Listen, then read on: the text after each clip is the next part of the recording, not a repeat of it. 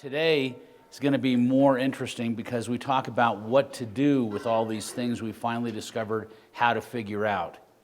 Except for one last subject, which is this, adolescent lower back pain. This is an interesting topic because when I was growing up and learning about spine, people were not talking about lower back pain or talking about kids in lower back pain having catastrophic problems.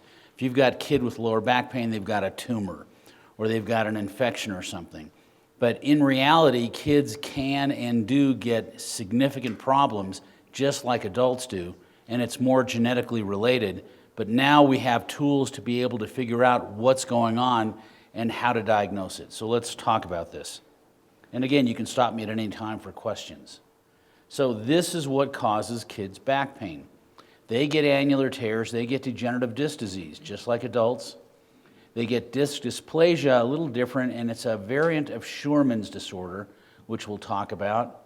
They get herniated discs, but they also get apophyseal fractures because their growth plates are open, so their findings are a little different. They do get facet disorders. Commonly, they get stress fractures, which are typically not seen in the adult population. They do get isthmic spondies. They have inflammatory disorders. Ankylosing spondylitis starts at age 15, 16 in some kids, and they still get tumors and infections. So you have to watch out for all of these. The kids, when they grow, have, of course, growth rings. So they have the ring apophyseal growth plate. You see the little bump here, and it attaches here. There's a ring on the bottom and on the top, and that ring is the growth plate, and that's what expands the height of the vertebra. They also have the neurocentric synchondrosis, which is the anterior 2/3 of the body, and then the posterior 1/3 of the body encompasses the posterior disc, and then the posterior lamina, facets, and pedicles. So they are a little different, which means that there are different presentations and different problems. So the ring apophysis, this is it. It's a longitudinal growth plate by endochondral ossification. That's how most long bones form and heal. There are apophysis and epiphysis. The epiphyses are on the edges of these. And sometimes you'll see patients that have a disconnected area here or a disconnected transverse process, and that's probably from an injury or some kind of congenital anomaly that occurred in the kid, and you can see them when they're adults. So sometimes you'll look for that. Now, interestingly enough, unlike long bones, the growth plate of vertebra never completely ossifies, and that is what leaves the hyaline cartilage cap that we have that lines all the vertebra, which actually creates a lot of the problems. So they have growth plates. They have the apophyseal growth plate of the iliac crest, and that is called the Risser sign, and it's Risser 1 through 4. And when it finally fuses and you can't see that line anymore, you can barely see the line here, that's called a Risser 5, so that's completing growth. They have a triradiate cartilage here, that's where the pubis, the ischium, and the ilium come together, and that area fuses at about the age of 12 to 15. Again, with the ring apophysis we talked about in the vertebra, and the proximal femoral physis right here. It effuses in about 15 in females and 16 in males. And people have heard of SCFEs or slip femoral capital epiphyses. That's when this ice cream falls off the cone, as we like to say, and that creates a hip dysplasia or an abnormal hip alignment. Relatively more common than you might think is adolescent disc dysplasia, or we like to call it ADD. It's a variant of Scheuermann's disorder in the lumbar spine. So you remember you have the ring apophysis here, and some kids have soft ring apophyses. And if they're athletic, if they play football, gymnastics, they wrestle, they're going to use the disc to cushion, and they're going to overload the growth plate and create injuries into the growth plate. So when you see these kinds of problems, you don't see it at L5S1, but you see it at multiple levels here. This is adolescent disc dysplasia. And how do you tell in an adult if they've had ADD? Well, very simply, if you remember, the vertebral body should get thicker as you go down like a pyramid. But if you look in this case, this vertebral body measures about 40 millimeters in diameter, That's 43 and that's 44. So that doesn't make sense because that's not the way the body develops. But if you look at the abnormal end plates that you see here, this patient had adolescent disc dysplasia, and when you injure the disc, you have increased bone, increased blood, hyperemia, and the end plate doesn't know any better. So if you have more blood, the end plate is going to grow larger. So if you look at patients that have thicker vertebra above than below, they've had this adolescent disc dysplasia, and that leads to degenerative disc disease, more of a developmental problem. This is the aftermath. This is a guy who had ADD, but he's 47 now. Look at the vertebral bodies above. They're wider. They have end plate fractures.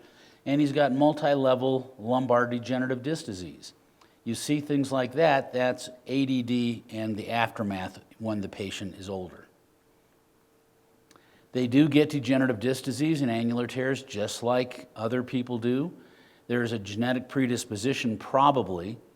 And here is a patient who had an annular tear at age 15, and an MRI now a year later shows that the disc lost all hydration. You can see the bulging of the end plates, bulging of the annulus because there's less pressure. So this kid is going to have a bothersome disc for the rest of his life. Advancing DDD over 7 years in a competitive skier. This is a kid that came in at age 12 with back pain. He had some mild annular tear, and if you look from here, now he is, 7 years later, he's got a full tear through the back of the annulus, and he's got a posterior bulge. So kids get degenerative disc disease just like adults do. Scheuermann's disorder is not uncommon with kids. It's the same thing as we saw with adolescent disc dysplasia, but in this case, it's a softening that causes a kyphosis. So remember, the lumbar lordosis is what? Got a coffee? Is there enough coffee here? 40 to 60. You should have a relatively straight thoracolumbar spine. And then you have what curve up here? The thoracic curve, which is normally 20 to 40. Good. This is how you need to think. So you have a 40-degree kyphosis here. Look at the end plate changes. Look at the wedging of the vertebra. This is thoracolumbar Scheuermann's, and this is somewhat painful. What you want to do is figure out what's going on before they get to this angulation, because if you put them in a brace, you can stop this progression from occurring. So this is late thoracolumbar Scheuermann's. This kid didn't have cervicothoracic problems. You can see these are normal-looking vertebra. But you see the end plate wedging. You see the changes in the vertebral body angles. You see the spurs that form. In fact, he has actually gone on to fuse these two segments. But he's got a 64-degree, miserably painful thoracolumbar Scheuermann's. If it was picked up early and he was put in a brace, he wouldn't have this. So that's what you have to look for. Again, there's thoracic Scheuermann's. We just moved it up from thoracolumbar to thoracic. And these are quite debilitating too. Again, you see the wedging of the vertebra, the end plate changes, and curves greater than 70 degrees will probably need surgery because of that bowling ball on the spring, if you remember. As you put the bowling ball forward, the more forward it is, the more angulation there is, the more it forces the curve down. And again, this is treatable and preventable in a brace, but you have to pick it up early. So again, as I said, Scheuermann's disorder is similar to thoracolumbar adolescent disc dysplasia, where you see the end plate changes. You look at all the degenerative changes, and these are not associated with kyphosis, but these obviously are. There's no significant wedging of the lower lumbar vertebra if it's in the lumbar spine, because it's generally not kyphogenic. It's degenerative, but not kyphogenic. So this is the big controversial topic that we're just on the cutting edge of learning about. These are pars stress fractures in kids. So this is the beginning of the evolution of an isthmic spondylolisthesis. So incidence, 5% of the population, and maybe as much as 20% in athletes. 50% of Inuits or Eskimos, indicating it's probably a genetic disorder. Any pain in the lumbar spine in an adolescent athlete is suspicious for a pars stress fracture or reaction. They can have facet problems, they can have degenerative discs and things like that, but the pars reaction you have to be careful about, because this, like finding Scheuermann's early, is treatable conservatively, we think. We'll talk about that. It's common in extension loading and impact sports, so wrestling, football, basketball, volleyball, diving, fencing, and rugby, but it can be found in just about any kid. And the initial diagnosis is best with an MRI stir image indicating a stress reaction. We'll have a whole lecture on how to read an MRI, but there's 3 MRI films that occur. The T2, where water is white, fat is white. A T1, where water is black, fat is white. And then there's a stir, where water is white and fat is black. Why? Because if you blacken out all the fat, all you see is hydration, is water. So you can see in the foramen, this is water. There's water in the disc, but look at the reaction here of this pedicle. You can see this pedicle. Here's a normal pedicle. You see how white this is, and you see that black line? That's the beginning of a stress fracture of the pedicle. If you have an MRI, there's no radiation, and you can determine what's going on, and you can understand what the bone's doing. The bone is reacting to the stress, and so there is something going on here, and that's why you have to pay attention. So, pars treatment. We're just sorting out treatment. And if you're going to treat the pars in general, if you don't know if there's a fracture, you need a CT scan because you can obviously define the bone much better.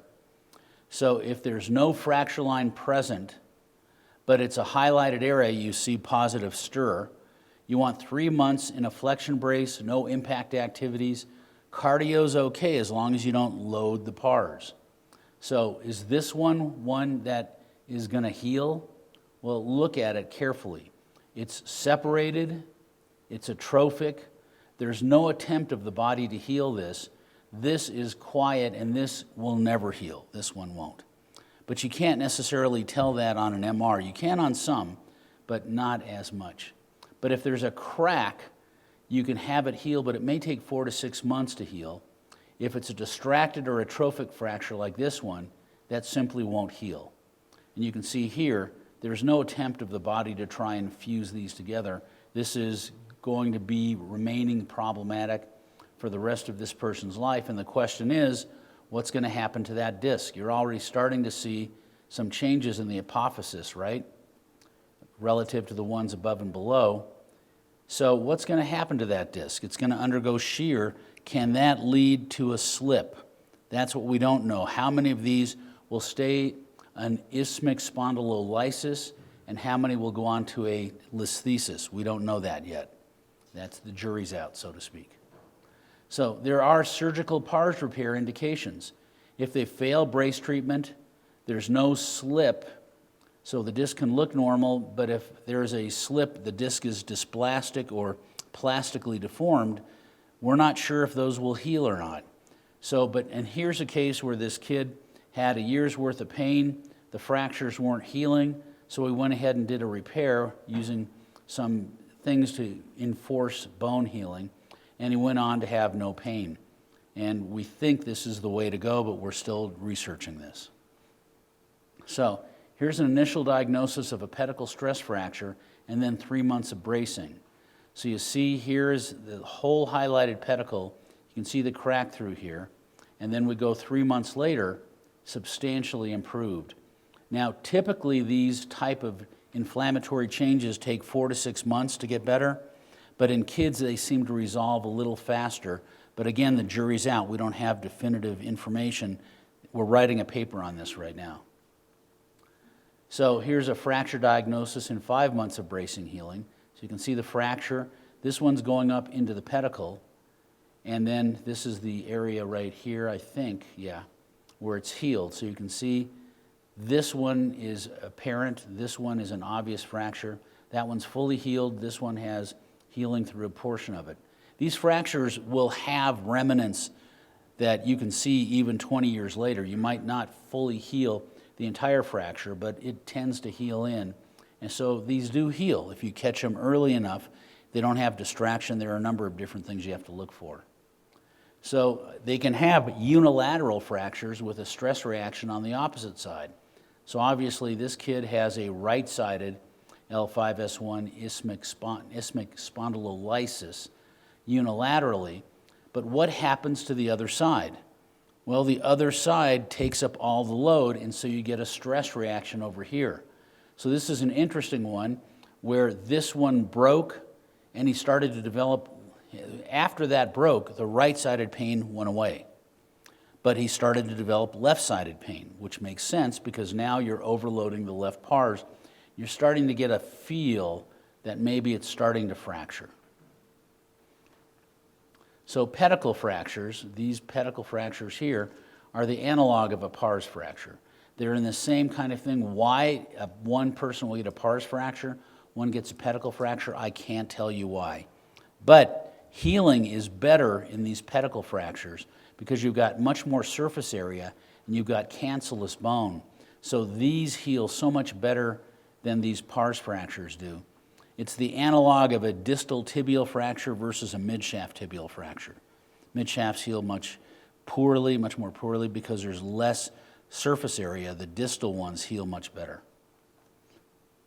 You can even get SI stress fractures. This is an 18-year-old gal who's a long-distance runner, and she was having sort of localized right-sided pain. And lo and behold, the MRI of the sacrum shows a sacral stress fracture. So you can get these all over. You can get them in the foot, in the elbow, but just be aware of them and look for them, especially on these stir images. So Bertolotti syndrome. Bertolotti syndrome is an abnormal formation on one side of L5S1. The normal transverse process does not articulate with the sacrum. There's a big, thick ligament here, the iliolumbar ligament, but that ligament is what protects this.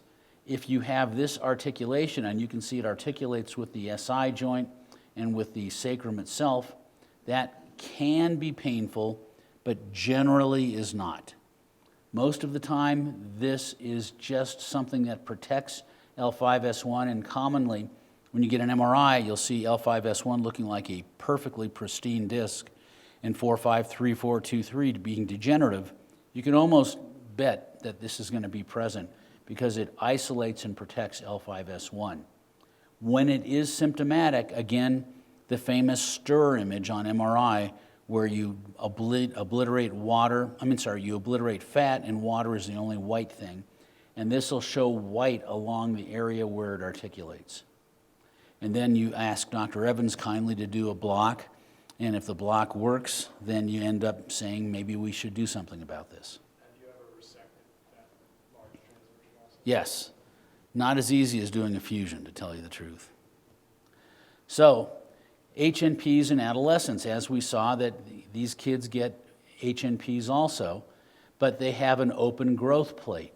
So there are times where the herniation may not go straight out the back of the disc, but may tear through the apophysis, and they end up with this growth plate that sits in the wind, so to speak, and creates the compressum fragment. Now, interesting thing about adolescents, they don't get typical radiculopathic symptoms like numbness and weakness, but will have a positive straight leg raise, tight hamstrings with buttock and leg aching. But it's not like an adult where you have an obvious L5 down to the foot. They have different types of symptoms. You have to be careful about them. So here's a 15-year-old with a big herniation, but you can look at his discs and they're all somewhat degenerative. He's got a genetic predisposition.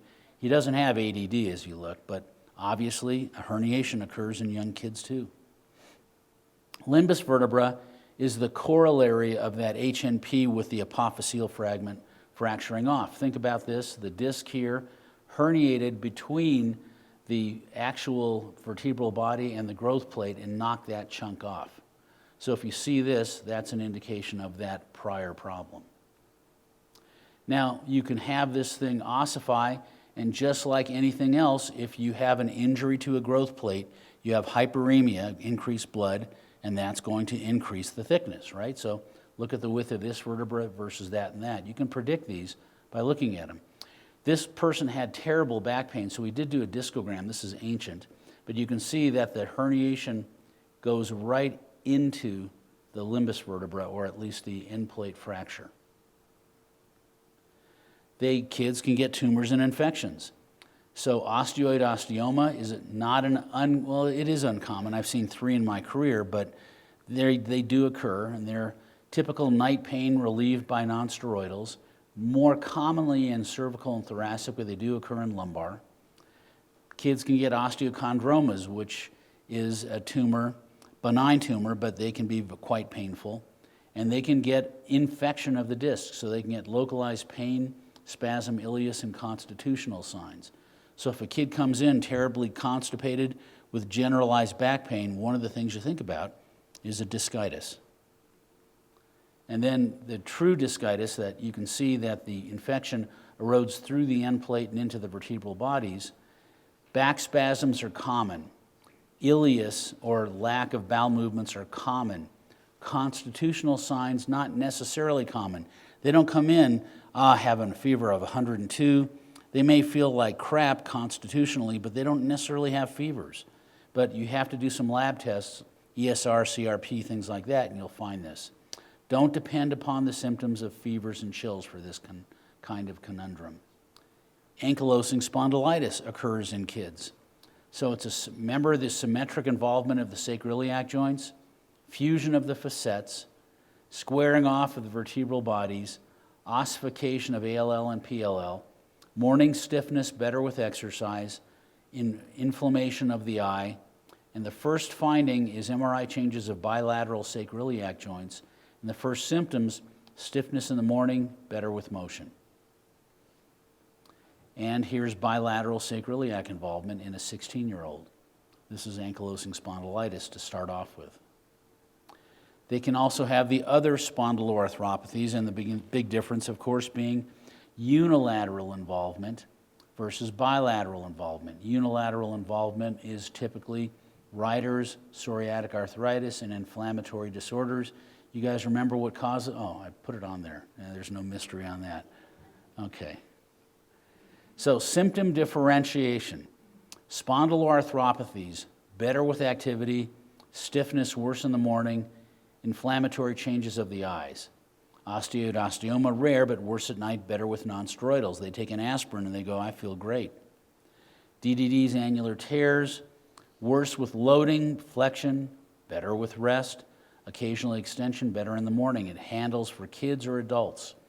Pars pedicle fractures in the posterior elements, right? Posterior elements are loaded with what motion? Extension. So these kids do not like load. They're better with flexion, worse with extension. Maybe unilateral. They may only have one side broken where the other side is stressed. Scheuermann's, better with rest and extension, worse with flexion. And herniated discs, it's pretty obvious. Unilateral buttocks, leg pain, tightness. May not have the typical signs of radiculopathy, but they will have paresthesias and hamstring tightness. So here's a kid, 13-year-old ski racer, complains of right lower back pain. Heavy training, including squats and deadlifting, pain with extension. What are you thinking?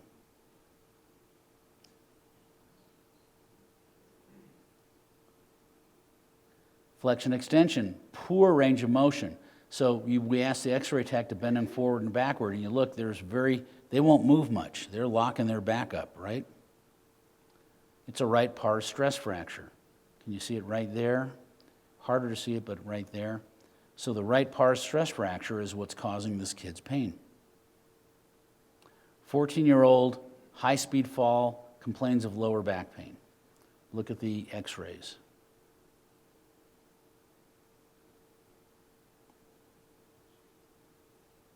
Okay? Compression fracture of L2. Do you see the break in the vertebral body? So these things occur if you have a traumatic fall. You have to start thinking in terms of fractures. Interestingly enough, 5, 4, 3, 2, 1, there is a compression fracture of the inferior end plate of T12, but they didn't film it. Do you see anything else on this or on any of the other films? Did you miss the 14-degree scoliosis? And how do we know it's a scoliosis? Do you see the rotation of the vertebra? Remember the owl's eyes and nose. The owl's eyes and nose, and if the nose is closer to one side than the other, you have a rotational change here. 16-year-old athlete with lower back pain, worse with extension for 1 year. What are you thinking?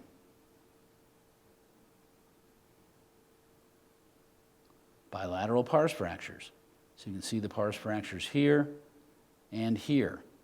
These are not as bad, not as atrophic as the other ones, but these worry me that these won't heal if left alone. I'd say the chance of this one, maybe 50%, the chance of this one is 0.